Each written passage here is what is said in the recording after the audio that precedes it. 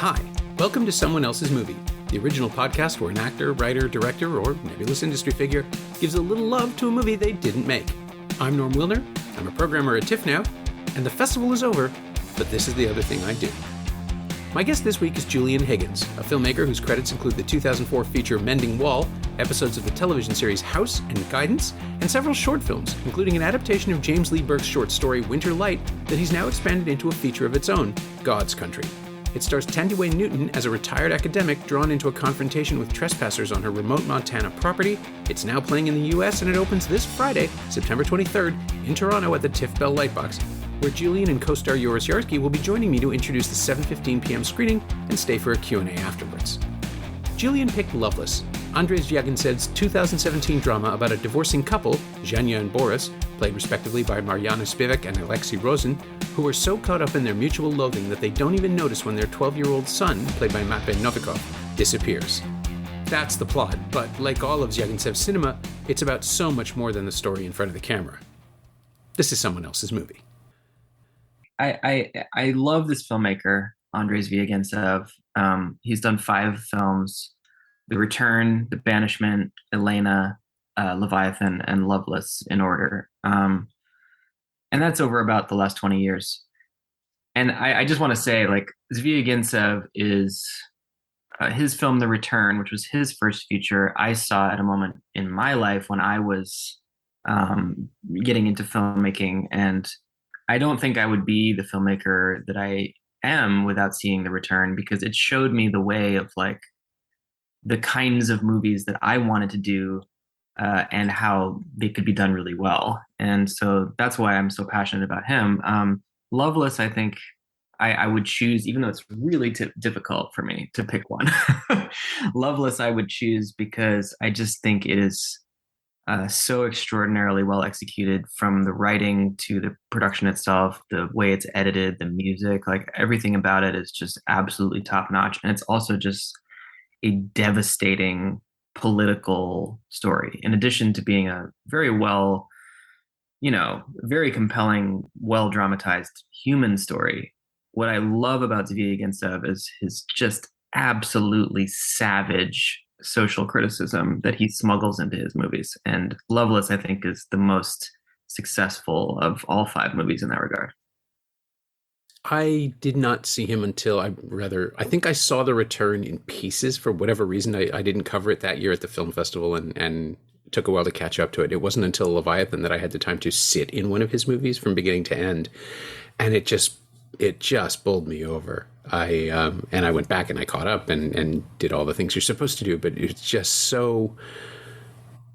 it was so perfectly timed as well, because the mayor in Leviathan, Mayor, looks and acts like Rob Ford, who was the Toronto mayor, who was leaving office. He left office during that TIFF, actually, because he was diagnosed with cancer a couple of weeks before his re-election campaign was supposed to get underway. So there was this whole thing where seeing him on the screen like that and confronting this smaller, pettier version of the monster that had been ravaging my life for 4 years and just making a ruin of my city was a remarkably personal entry point into the film. And then to kind of walk it back and realize that it's like the things that he's saying about the Soviet Union, the things that the filmmaker is saying about the Soviet Union recovering from communism and becoming whatever it is now. And this is almost 10 years ago.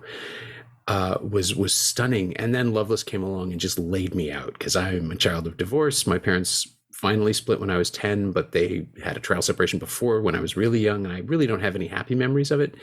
And to catapult people into the movie, there is a shot where someone goes into a bathroom, has a moment, and then leaves with the door closing behind them, and the child is revealed to have been behind the door the whole time, his face in a silent scream that just feels like it pulls right out of the ring somehow. Yeah, it's such a devastating moment, because up to that, I would say that's about maybe 8 minutes into the movie. Yeah. And up to that moment, the drama has been pretty sort of familiar territory. And I think very deliberately, Right. Like where he's just sort of steering us into that Yeah, like curveball. he's setting up a kind of somewhat familiar, and I think very deliberately. Like I do think a lot now in my own movies about the audience's expectations, obviously, and how you can sort of use the expectations that you sort of assume as the filmmaker to your advantage. And in his Loveless, I mean, obviously it's not a coincidence because we've seen his other movies. We know that he is such a deliberate and disciplined filmmaker. By the time you get to Loveless, you know that if there's a kind of a small slice of life, couple arguing kind of thing that seems a little bit like, okay, yeah, this is the stuff of independent films, people who hate each other getting divorced, like, Sure. and then suddenly you have this child whose psychology and the damage that's being done to him is visible without any words or anything, and it's so extreme all of a sudden. Like the anguish on this kid's face is so extreme, and he's silencing himself so he's not understood to be a witness. But it's so agonizing, and that's just him. It's just a haymaker right at the beginning of the movie. Yeah, I've been that child. Like it's instantly plugged me into all this stuff that I hadn't thought about in 40 years about witnessing the dissolution of my parents' marriage. And it's symbolic of so much in the film because the rest of the movie will be about not speaking about what they've put this kid through. And then once he disappears, turning his absence into another reason they should never see each other again. I mean, that there is this sort of,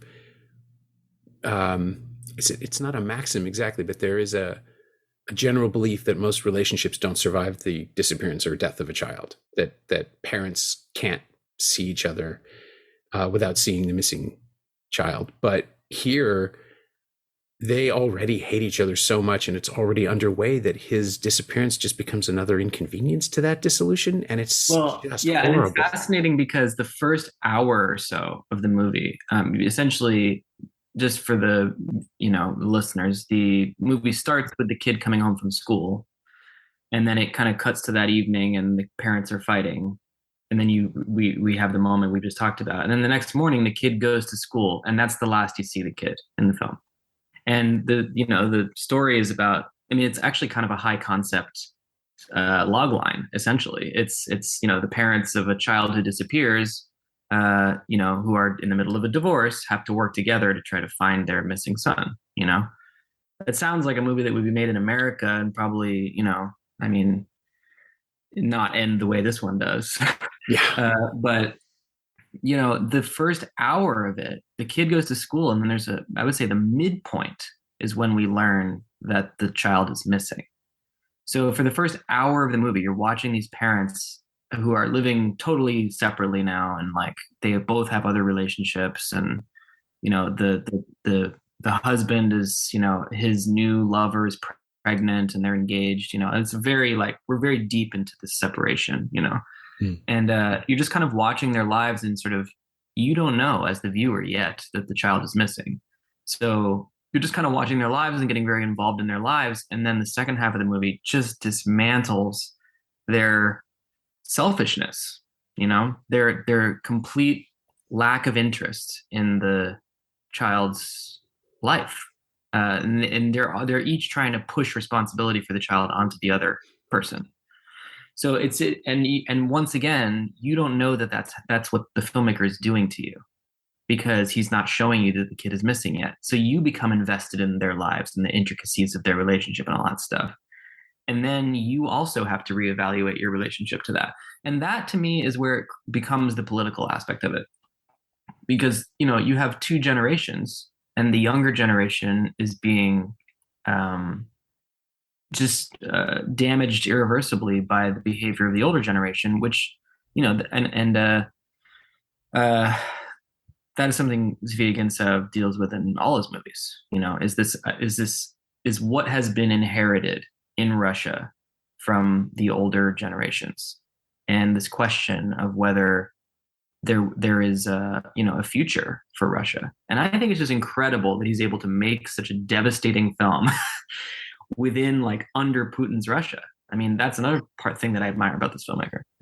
Yeah, both Loveless and Leviathan are commentaries without drawing direct lines, which I find absolutely fascinating, given how actively policed so much opinion is, right? The sense in Leviathan that you're watching somebody lay out the progression of monsters, I guess, is the only way I can explain it. The mayor is lumbering past this giant corpse that no one can really identify or even understand.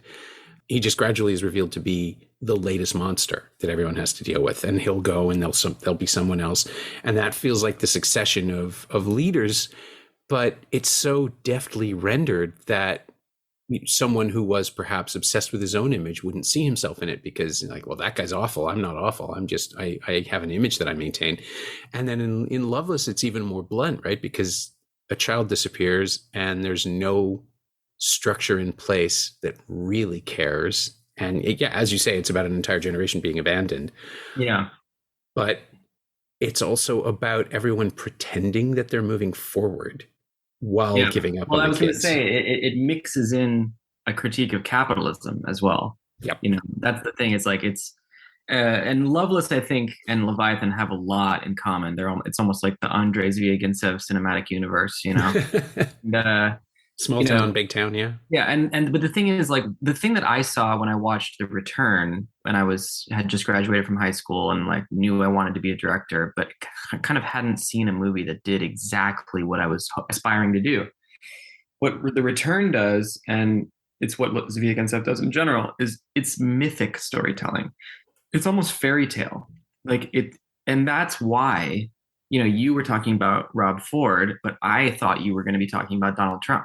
You know, yeah, it's in there because when you have the sort of, it's functioning as on a level of metaphor that as a fairy tale or a parable or a myth would function to kind of teach us about how humanity operates on a fundamental level. That he does that better than almost any other filmmaker I can think of, and that's what I want to do. So when I saw his movies, it unlocked that as a form to pursue, and that's why they continue to work. You know, that anybody in any culture could watch Leviathan and feel that it's about their culture. I feel, because it's not about a specific, you know. I mean, yes, if you could watch it and be like, oh yeah, it's about modern Russia, but it's actually about human beings and the human condition and these cycles that have, you know, that repeat themselves all down through the ages, you know, and that's why those movies will stand the test of time and be relevant no matter who you are. Yeah, I mean, I absolutely agree with that. I think it's the necessity to be just vague enough that he doesn't come under fire from specific local authority makes it doesn't strip the meaning away. The meaning remains, but it strips the imagery, the iconography, the really specific stuff, the specificity of Moscow in 2012, for example, which I still don't fully get the decision to set Loveless 5 years earlier than it was made. I was trying to figure out if there's a connection, if there's some specific thing he's trying to avoid, but I think it's just that the rot wasn't that bad then. Like maybe in 2017, Alicia's disappearance would take even longer to be noticed. Maybe that's the point, that there's still a chance. You could still hope. Yeah, I mean, you know, and most of the time, you know, Loveless, I think it's some kind of northern, I think there's some workers in it that are, I want to say they're from Tajikistan or something like that. Like it's not like a recognizable, none of his films are set in like a sort of recognizable Russian city. It's all sort of city with a capital C or countryside, you know. Right. Leviathan, these are mythic places. They don't really exist. They exist only to serve the way a fairy tale story would exist. You know, like it's the kingdom. It's not, you know, Spain in, you know, 1650. And, you know, so the locations, I mean, there's so many places we could go with this conversation, but like things that I feel are outstanding that are worth discussing. The performances always, but locations, I think, are the secret heroes of his films. I mean, the locations contain the entire story, the abandonment of principle, the abandonment of sort of human needs. A lot of Leviathan and Loveless takes place, and the return for sure, take place in these sort of abandoned structures that don't seem to be in use at all. And you kind of wonder what they used to be. There's the kind of a sense of like everyone's sort of squatting in the country that they live in, like they're almost transient in a way. And that everything has just been abandoned and betrayed and left to rust, and that's also, I think part of what makes it existential is the landscapes and the structures that he's putting on camera. It's just you can't help when it's this, it's the northern sea in Siberia or whatever in Leviathan. You can't help but remember how inconsequential all these human struggles are. The mayor who wants to tear down this guy's house to build a church, none of that matters. The ocean is still crashing on the rocks. There's still whales that'll live hundreds of years. Anyway, in Leviathan, there's a sequence towards the end where there's a search party, which is one of the more haunting sequences I've seen in recent years, where the sort of volunteer search parties going out through the woods, and they kind of work their way through a structure that really calls to mind Chernobyl. And I don't know how to like really put my finger on it, but like there's an emphasis of a giant dilapidated satellite dish, and like it just feels like this sort of power plant structure. Yeah, it's a big hollow space.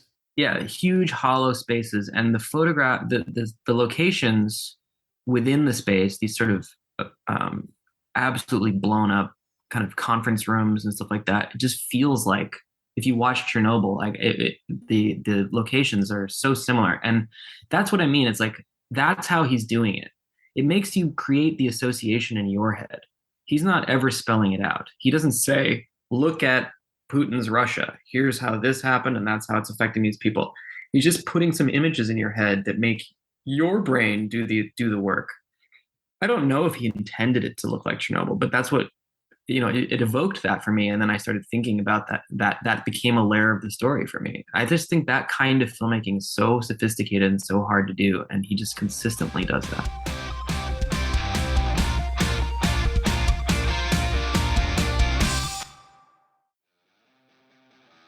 Hey, it's Norm, interrupting my own show to tell you about the latest Shiny Things newsletter, my weekly dispatch about physical media, culture, and maybe the odd streaming thing. Last week, I reviewed Greg Matola's delightful Confess Fletch and Baz Luhrmann's confounding Elvis, and I launched my second giveaway. Paid subscribers have until noon on Wednesday, September 21st to enter that, by the way. Subscribe for the price of a latte at shiny-things.ghost.io or find a link at the Semcast Twitter account. Did you miss me writing about movies? I did. Come check it out. I think every choice he makes in all of these films is so deliberate. Even the choice to shoot it. I looked up a couple of quick quotes while we were building this, and there's a quote he says about the propaganda that he uses, and the reason he chose to frame it in 2012 is that it's designed to be an echo of that time. And here's his quote: "All the propaganda you hear on the radio in the film is the real background we Russians lived in from 2012 to 2015, because the main action takes place during 6 days in October of 2012. And then we see the characters after several years in 2015 when all these tragic events between Russia and Ukraine have happened. They're just the real background we experienced in those days." And I think that ties to the evocation of Chernobyl and Ukraine itself as something that has been destroyed over and over by either Soviet or Russian decisions. And so much of what Putin seems to be doing is carrying out the steps that he thinks will restore the glory of the former Soviet Union without having to be communist, like turning it into a dictatorship. So then Zvyagintsev shows us the ruin that was caused by the Soviet Union. Yeah. So like built into the movie is the answer to the argument that is also not in the movie.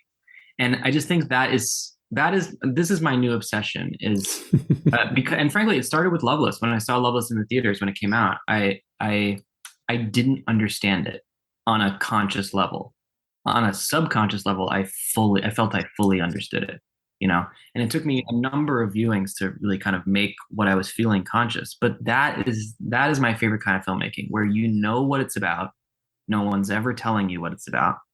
And then no one could ever, in a court of law, prove that that's what it's about, Yeah.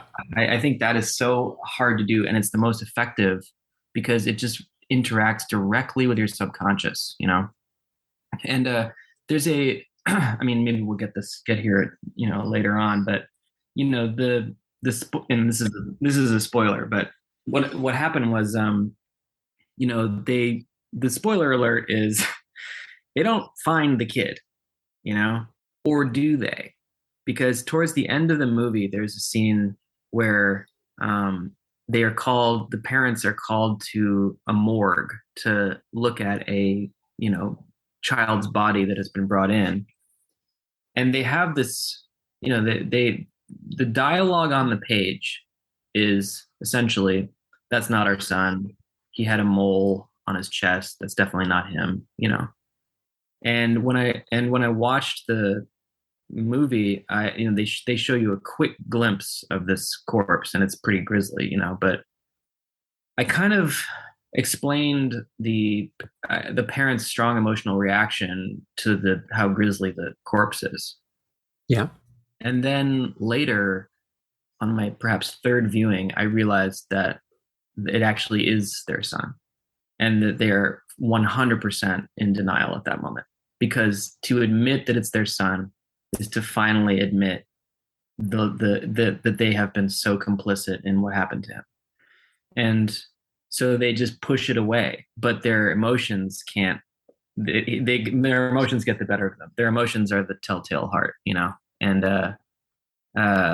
that is, so I've, ever since really understanding that about the movie, I've become obsessed with this idea of a story in which the main event of the story is not in the movie, that there's an omission that is the key to the whole thing. Mm-hmm. And it's never referred to directly in the movie, and it's never explained within the movie, but that is the thing that the movie's about. I think that's so interesting, and I receive it as a challenge, as a fellow filmmaker who, looks up to Zvyagintsev and what he's doing, to kind of go deeper and try to make my own storytelling less expository and less and trust the audience more. Just trust the audience more across the board. I think I have, especially with my film God's Country, like it was very much influenced by Leviathan and Loveless, in the sense of wanting to experiment with how much we could not tell the audience information. And I trace it back to that understanding about Loveless. Wow. Well, and the short story on which God's Country is based is very, very spare.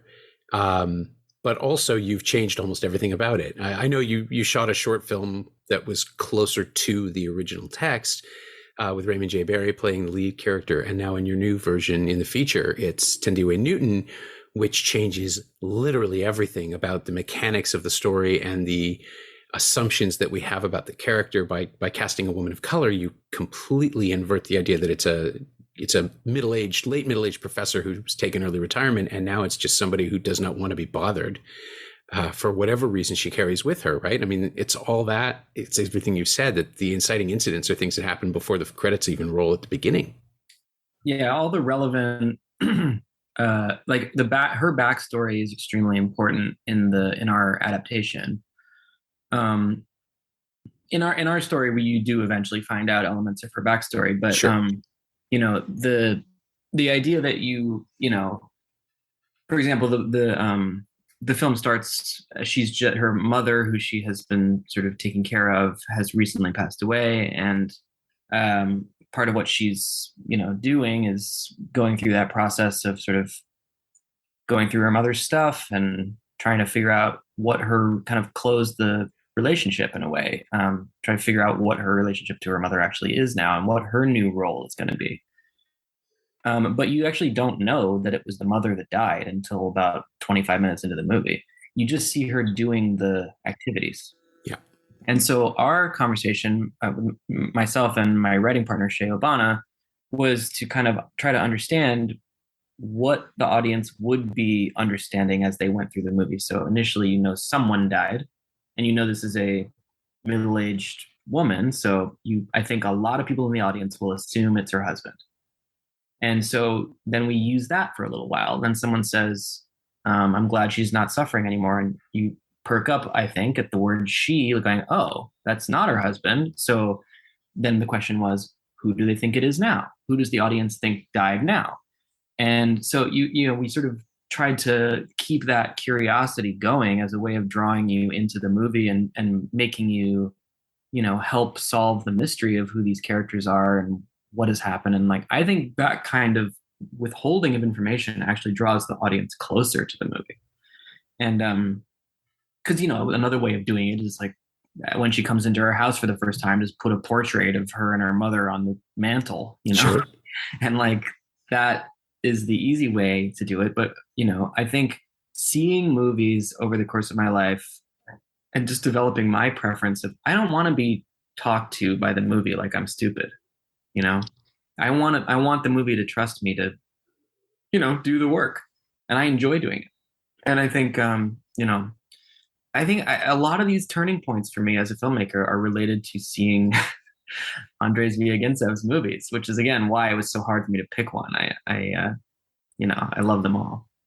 Oh, I mean, we can cover the entire cinema if you want. We didn't even get back to The Return. I wanted to point out that it's only just struck me now that the story of two young brothers trying to please an absent father is like all about Russia and the yearning for the strong leadership of the Soviets that was taken away presumably during the 90s and the switch to full-on capitalism, and then seeing what happens when your father returns and he's an absolute monster. Yes, well, so the brilliant thing about it is, as storytellers, a lot of times what happens is you feel like you have to try to make a decision about what the story is about, and Zvyagintsev manages to make it about all the things, and the way he does that is by allowing it to function on this level of fairy tale. Again, it's like such a high concept idea. It's the long lost father shows up in these kids' lives. They've never met him before, and he wants to take them on a fishing trip. And the movie is the story of their fishing trip. And again, like, major spoilers, but there's actually no spoilers. I should just say no, you can't spoil it, because it's all about the way he tells the story. I mean, it's so enjoyable just to be in the worlds that he creates, but as bleak as they are. Yeah. But it's not just that the father is a monster, because he's an authoritarian. He is the classic authoritarian, this father. And it's an incredible performance by this actor, Konstantin Lavranenko, who is just indelible. Like, I think of his performance in this movie all the time. It's like a gold standard for me. But at the end, it turns out the imagined father never existed. Like, there is so he's able to tell two stories at the same time. One where the father comes back and is revealed to be an authoritarian, not worthy of the sort of love that these kids had for their imaginary father. Mm-hmm. And then going through the story, at the very end, there's a moment where they kind of realize that the father never existed, and they decide the one brother says to the other, I mean, they're looking at a photograph that used to have their father in it, and now it doesn't. And the one kid says to the other kid, hide it. And it's just like a perfect encapsulation of our relationship to these sort of mythical, figures of our pasts, our histories that we, revere, but are actually, dictators and authoritarians and, criminals. We just continue to lie to ourselves because we prefer the fantasy. Yeah. And I do think that the theme, you mentioned that it's impossible to spoil one of his films, and it's true that the theme that runs through all of his films is that the world is the same when it ends as it was when the film started. And that is incredibly despairing.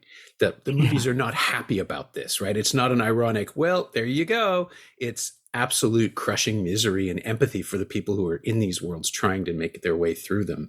Like Zhenya and Boris they're not good people, really, they've neglected their child until he evaporated. But they're They're, not. they're fully human is what they are. Yes, exactly. We are allowed to understand how they got there. Yeah. They're very complex. They're people who have made lots of mistakes, who recognize that sometimes and deny that sometimes. They're both very selfish people, but aren't we all, you know?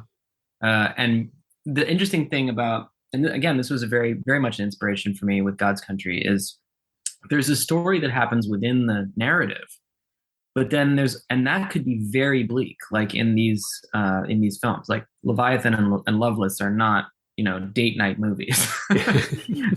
They are incredibly profound philosophical meditations that, kind of go to very despairing and nihilistic places, but they feel very true, And our movie is somewhat similar. Like, that's probably not going to sell any tickets for me to say that, but like, it's trying to be about very important things, but fully dramatized in a human story.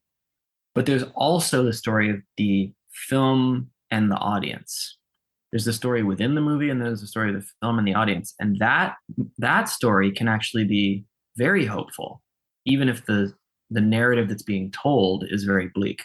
And this is the function of tragedy, I believe.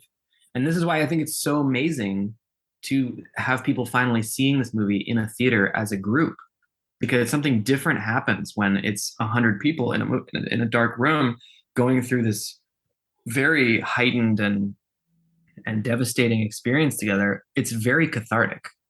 Seeing it with an audience is actually very cathartic. And strangely enough, like, our movie is pretty bleak, but people come out of it thrilled.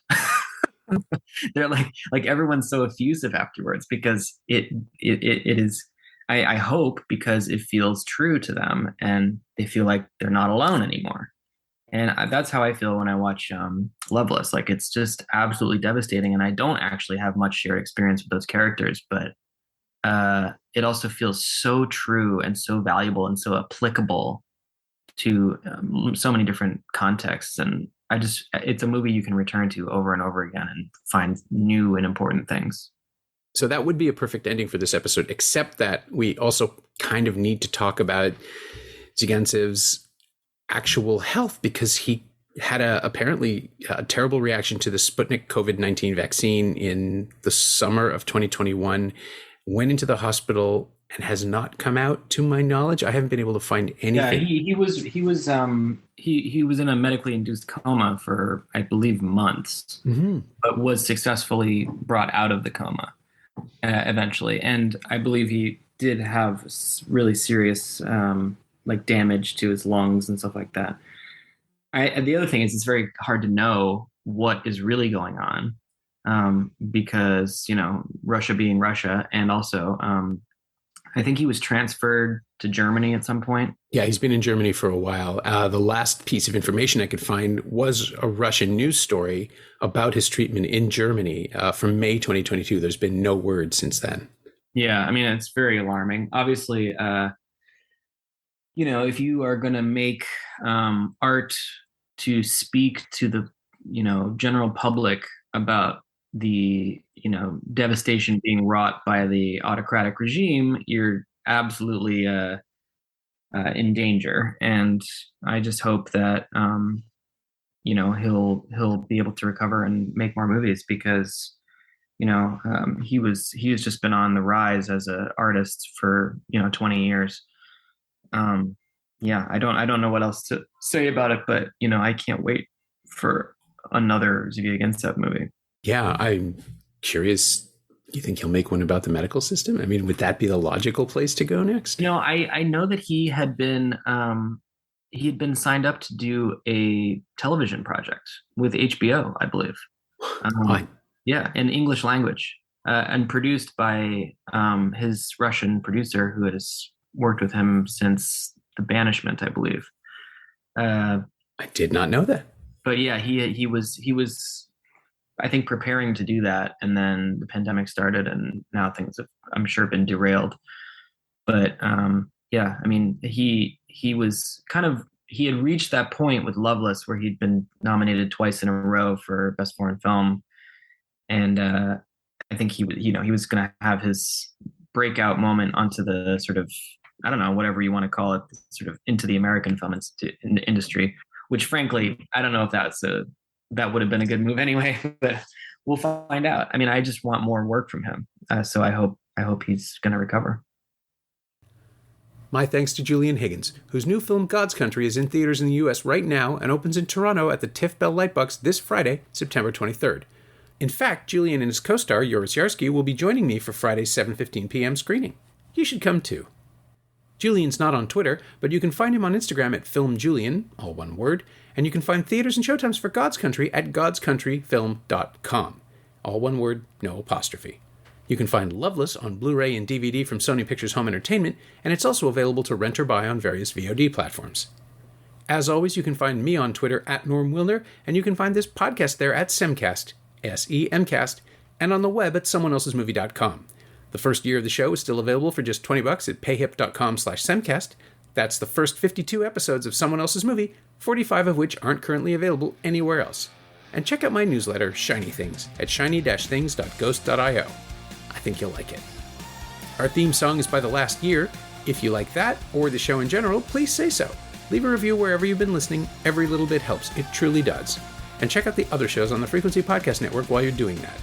Stay safe, watch movies, wear a mask if you go out, get your booster when you can.